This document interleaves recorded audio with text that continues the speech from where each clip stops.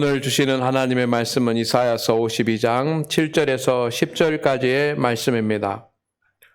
좋은 소식을 전하며 평화를 공포하며 복된 좋은 소식을 가져오며 구원을 공포하며 시온을 향하여 이르기를 내 하나님이 통치하신다 하는 자의 산을 넘는 발이 어찌 그리 아름다운가.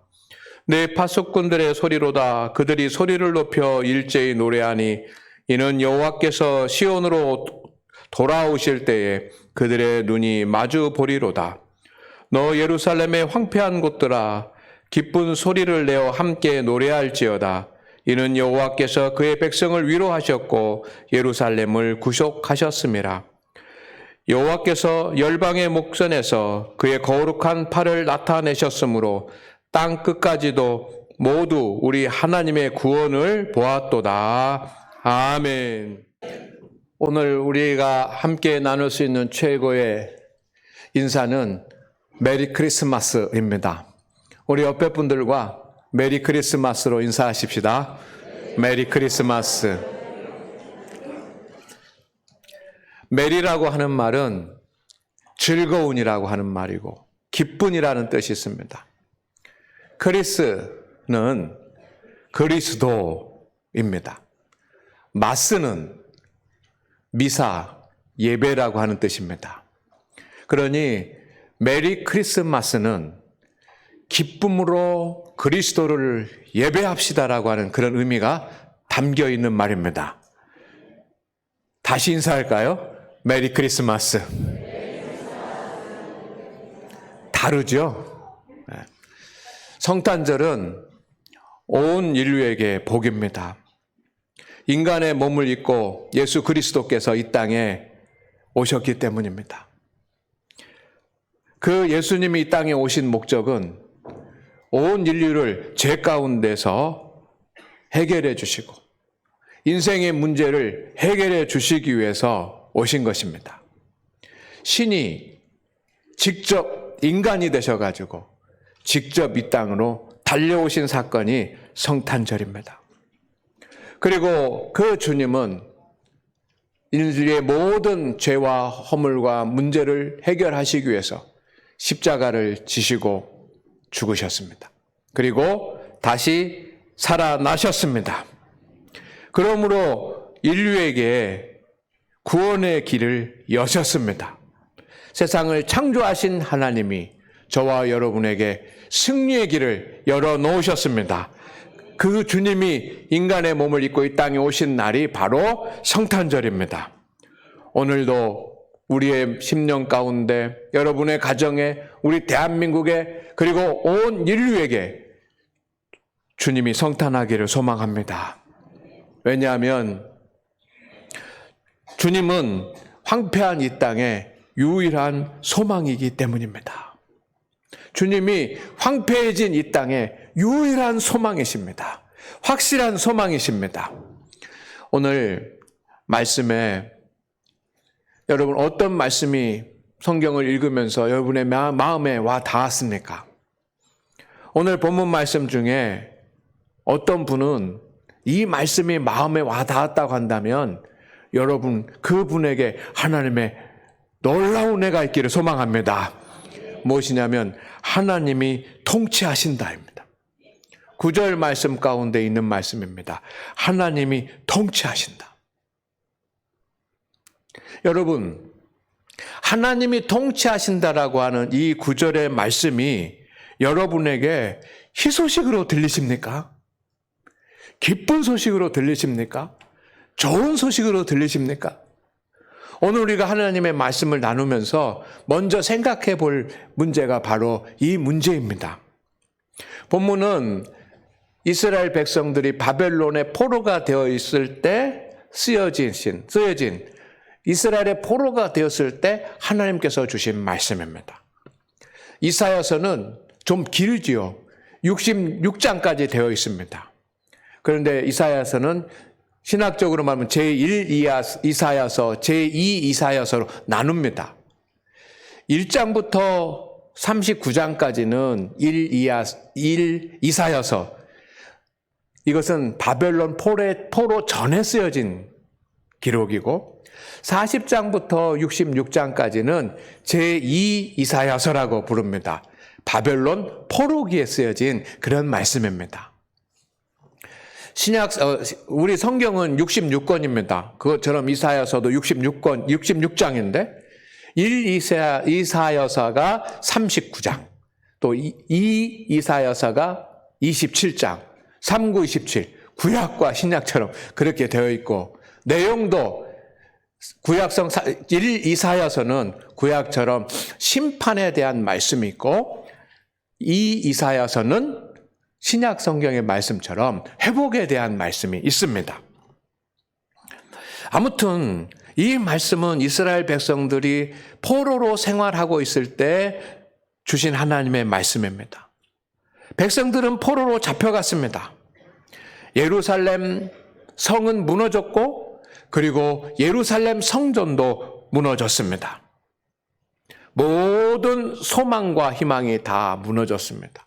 유력한 사람들은 다 바벨론으로 포로로 잡혀갔습니다. 그렇게 70년의 포로 생활을, 식민지 생활을 하게 되는 것입니다. 그런데 여러분, 어느 날 주의 사자를 통해서 하나님이 통치하신다라고 하는 말씀을 주님께서 하십니다.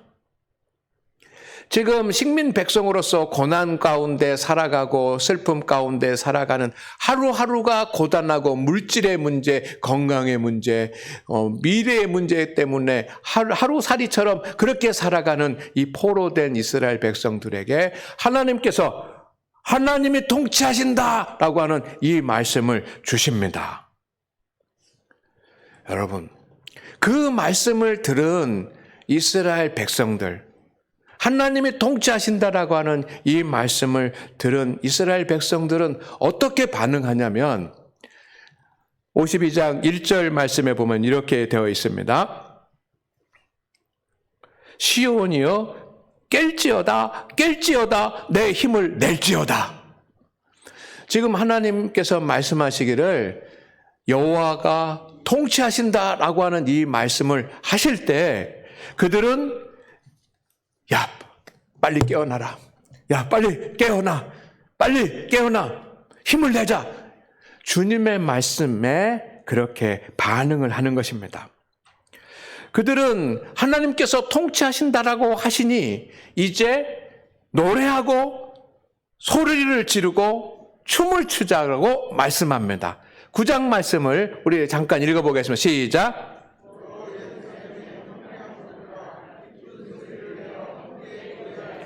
아멘. 지금 무슨 말씀을 들었습니까? 해방될 것이다. 다시 이스라엘로 돌아갈 것이다. 너희들 잘 살게 될 것이다. 그런 말씀을 들은 것이 아닙니다. 단지 하나님이 통치하신다라고 하는 이 말씀만을 들었을 때 소리를 내서 함성을 지르고 와! 함성을 지르고 그리고 하나님을 찬양하는 찬양을 부르자라고 하는 그런 표현입니다. 그리고 오늘 봉독해 드린 말씀에 이런 표현이 나옵니다. 좋은 소식, 복된 소식이라고 표현이 나옵니다. 어떤 소식이 좋은 소식, 복된 소식입니까? 하나님이 통치하신다라고 하는 이 선지자의 메시지가 복음이라고 하는 것입니다. 그러니 7장에는 이렇게 되어 있습니다. 같이 읽습니다. 시작. 내 하나님 하는 자의 살을 넘는 발이 어찌 그리 아름다운가.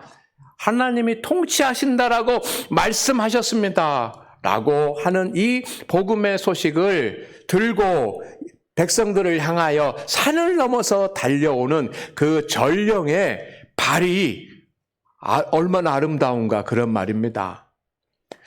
여러분, 전령의 발이 얼마나 아름답겠습니까? 먼지 투성이고 흙도 묻고 했는데 그 발이 뭐가 아름다워요? 근데 왜 아름답습니까? 하나님이 통치하신다라고 하는 그 말씀이 복음으로 들리고 희소식으로 들리기 때문에 그 소식을 전하는 사람의 얼굴뿐만 아니라 모습뿐만 아니라 그 먼지가 잔뜩 묻은 더러운 발까지도 예뻐 보이는 것 아닙니까? 오늘 여러분, 이스라엘 백성들이 다른 메시지가 아니라 하나님이 통치하신다라고 하는 이 말씀에 그렇게 놀랍게 반응한다라고 하는 사실을 여러분이 기억하시기를 바랍니다. 우리는 신앙생활하면서 이런 표현을 자주 하죠. 주님이 다스리십니다. 또는 주님이 주인이십니다. 또는 주님이 해결하실 것입니다. 기도하면 주님이 응답하실 것입니다. 라고 하는 그런 음성을 듣습니다. 여러분이 이 말씀을 들었을 때 정말 소리를 지르고 춤을 추면서 복음이라고 생각할 만한 그런 생각이 여러분에게 드십니까? 제가 아주 오래전 신학교 4학년 때 목회 실습을 준비하면서 이제 실제로 설교도 해보고 장례식도 해보고 뭐 입관도 해보고 그런 과목이 있었습니다. 그때가 생각이 납니다. 그때 교수님이 학생들과 토론을 하면서 이런 말을 했어요. 어떤 말씀을 하셨냐면, 너희들이 이제 목회자가 돼서 상갓집에 갔을 때 뭐라고 말을 해야 그 사람들이, 슬픔을 당한 사람들이 위로를 받을 것이냐?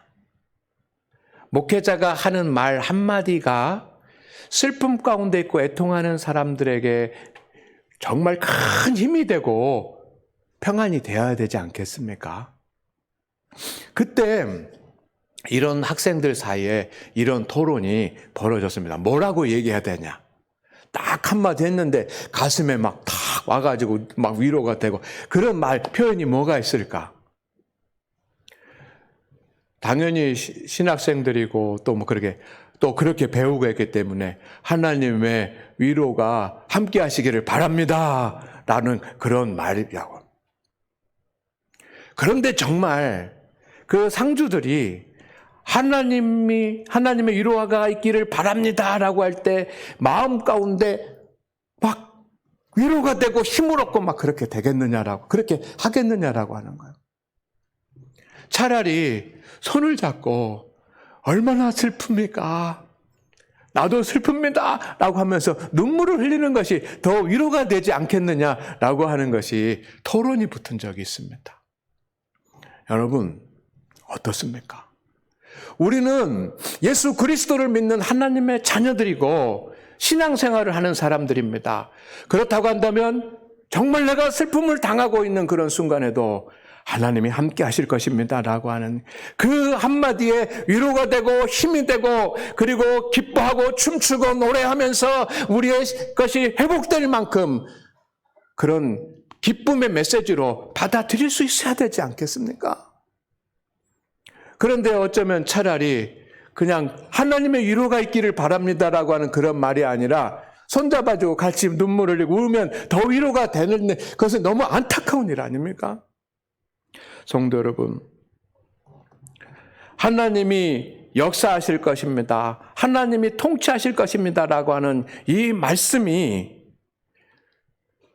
여러분에게 들려졌을 때, 맨날 교회에서 하는 말, 매일 목사님이 하는 말, 우리 성도들이 그런 하는 말로 상투적으로 들리고, 나에게 어떤 효과가 없는, 의미가 없는 그런 언어로 들리지 않기를 주의 이름으로 축원을 드립니다. 축원을 드립니다. 여러분, 그것을 회복하셔야지만 됩니다. 회복하셔야 돼요. 그래서 이스라엘 백성들은 하나님이 통치하신다라고 하는 이 말에 춤추며 어린아이까지 잠자다가 깨워서 막 박수를 치고 소리를 지르고 대한독립 만세를 부를 것처럼 그렇게 길거리를 몰려나와서 하나님 앞에 영광을 돌렸다는 것입니다. 왜냐하면 이 땅의 유일한 소망은 예수 그리스도이시기 때문입니다. 성도 여러분, 황폐한 지구의 유일한 소망이 예수님이십니다. 오늘 본문 말씀에 또 제 마음 가운데 다가오는 단어가 있는데 그것은 뭐냐면 황폐한 곳이라는 거예요. 바벨론에 무너져가지고 포로로 잡혀가고 또 남아있는 그런 이스라엘에 남아있는 그런 사람들이 사는 그런 삶의 모습을 보니까 황폐한 곳이라는 거예요. 예루살렘은 가나안 땅, 하나님의 영광이 되는 그런 땅이 더 이상 아니었습니다.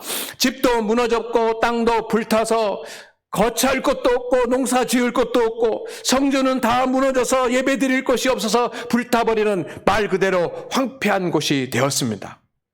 백성들의 마음과 영혼은 피폐해졌습니다. 그래서 황폐한 곳이라고 표현을 했는데 여러분, 오늘 우리가 살아가는 이 세상도 한마디로 표현을 한다고 한다면 황폐한 곳이라고 할 수 있을 것입니다. 오늘 우리 사는 이 지구가 예루살렘, 황폐해진 예루살렘을 닮았습니다. 어제는 제가 이런 말씀을 드렸습니다. 인류 평화와 우리나라와 또 세상과 어려운 이웃들과 소외된 사람들에게도 관심을 가져야 되지만 내 영혼에 관심을 가지고 내 영혼에 주님이 오셔야 된다는 그런 말씀을 드렸는데 오늘은 좀 거기와는 좀 이렇게 다른 말씀입니다. 여러분, 내 자신에도 예수님이 오셔야 되고 우리 가정에도 예수님이 오셔야 되고 우리 나라에도 주님이 오셔서 다스려야 되지만 여러분, 이 지구에 하나님이 세상을 창조하신 온 인류에 하나님이 오셔야지만 됩니다. 온 인류의 성탄의 역사가 있어야 될 줄로 믿습니다.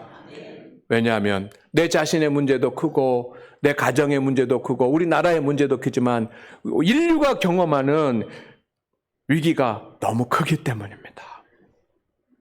이스라엘에 하나님이 통치하시기 위해서 오신 것처럼 오늘 이 땅을 살아가는 이 5대양 6대주 지구에 위기 가운데 있는 이 지구, 이 위기 가운데 있는 인류에 주님의 성탄이 이루어지기를 소망합니다. 성탄은 나의 소망이고 성탄은 온 인류의 소망입니다. 그렇기 때문에 온 세상의 사람들이 오늘 하나님 앞에 엎드려서 경배하는 것입니다. 성도 여러분, 하나님이 창조하신 이 세상은 점점 더 황폐해져 가고 있습니다. 크게 세 가지 문제가 있는데 첫째는 끊임없는 전쟁입니다.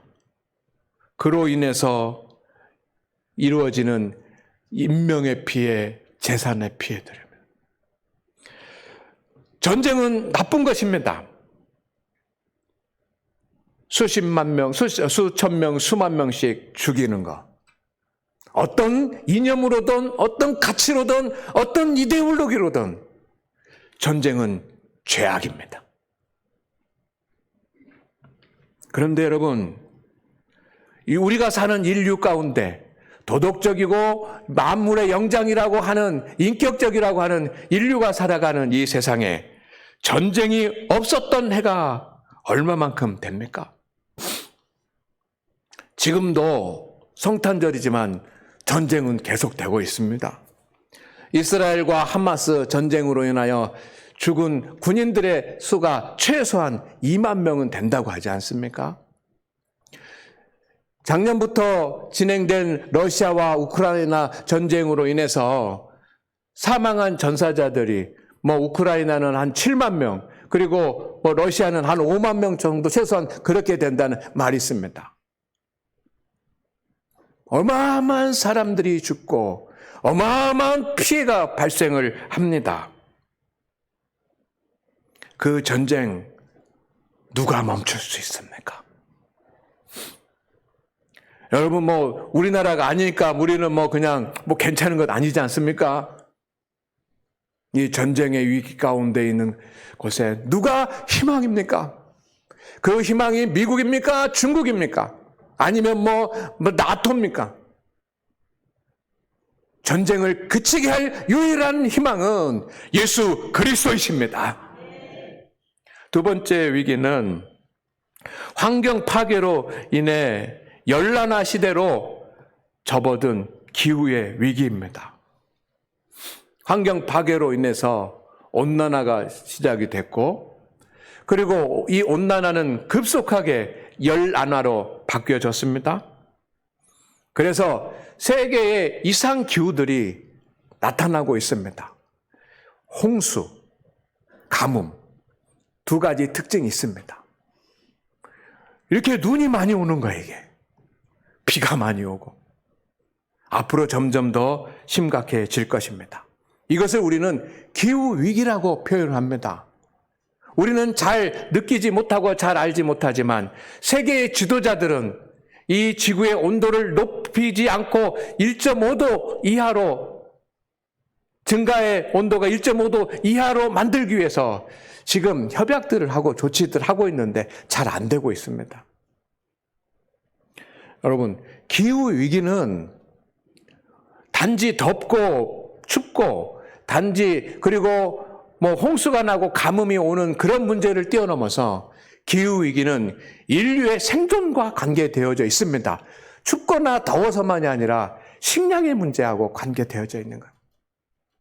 기후위기는 곧 식량의 위기입니다. 세계에 문화들이 많이 문명들이 있었습니다. 그러다가 갑자기 사라진 문명들이 있습니다. 잉카 문명, 이런 문명들이 있지 않습니까? 근데 그 찬란했던 문화들이 갑자기 사라졌습니다. 무엇이 문제인가? 결국은 식량 문제였습니다. 오늘 성도 여러분, 기후위기는 큰 위기입니다. 하나님이 아름답게 창조하신 이 세상이 망가지고 있는 것입니다.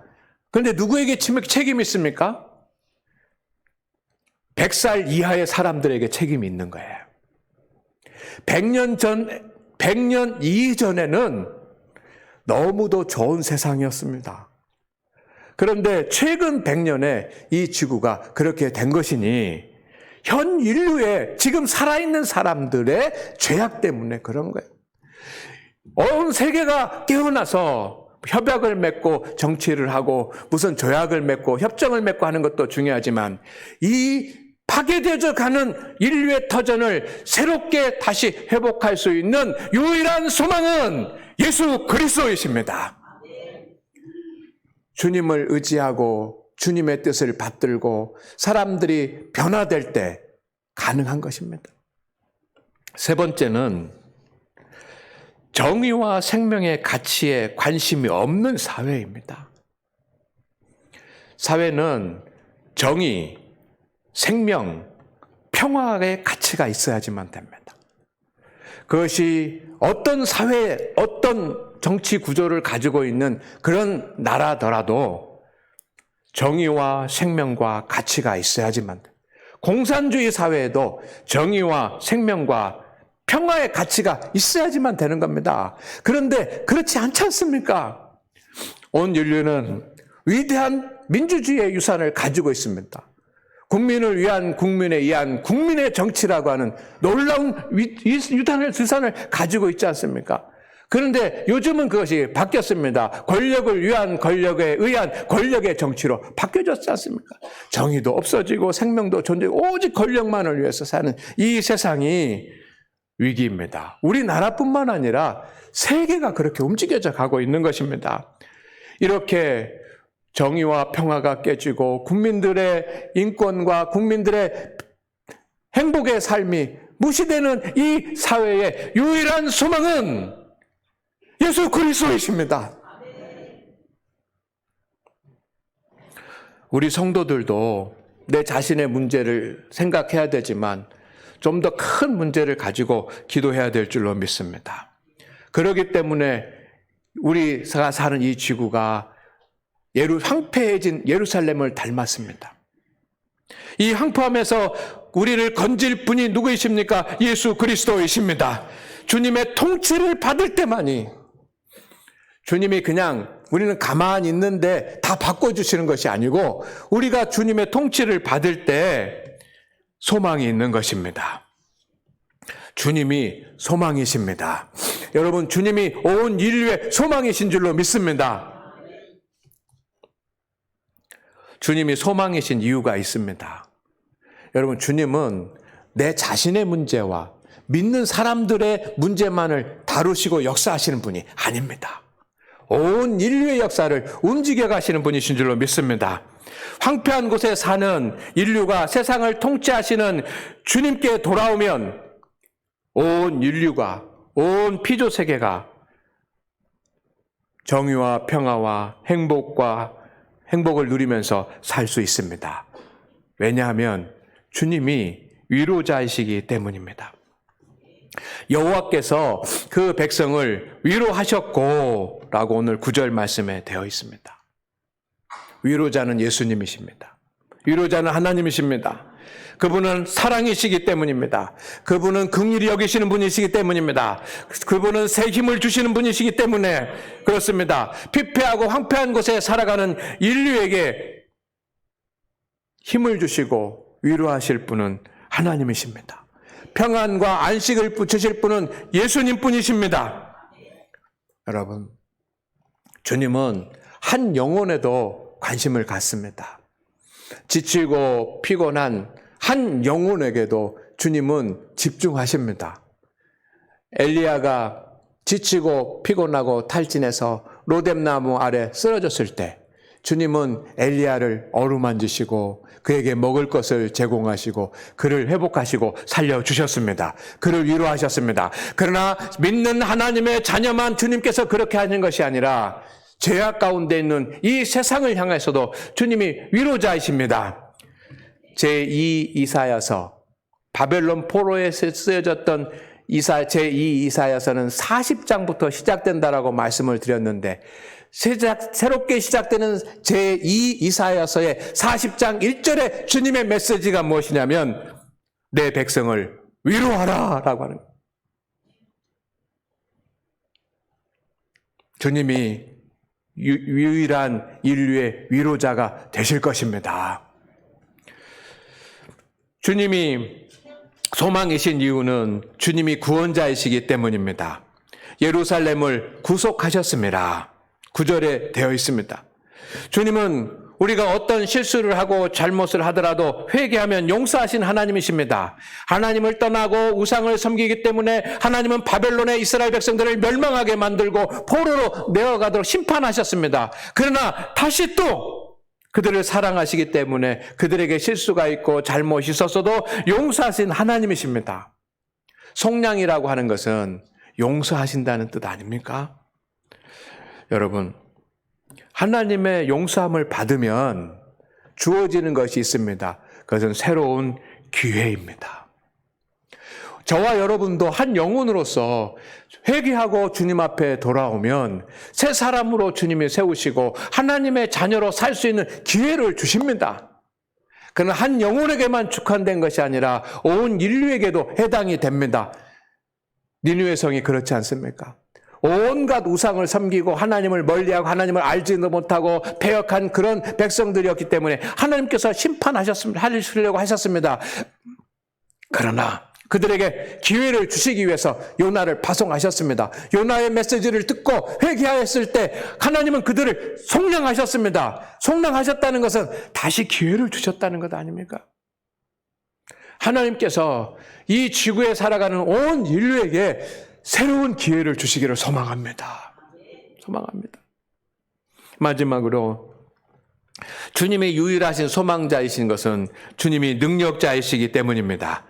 그의 거룩한 팔을 나타내셨으므로, 능력의 팔을 나타내셨으므로 이런 의미입니다. 주님께서 하시지 못할 일은 없습니다.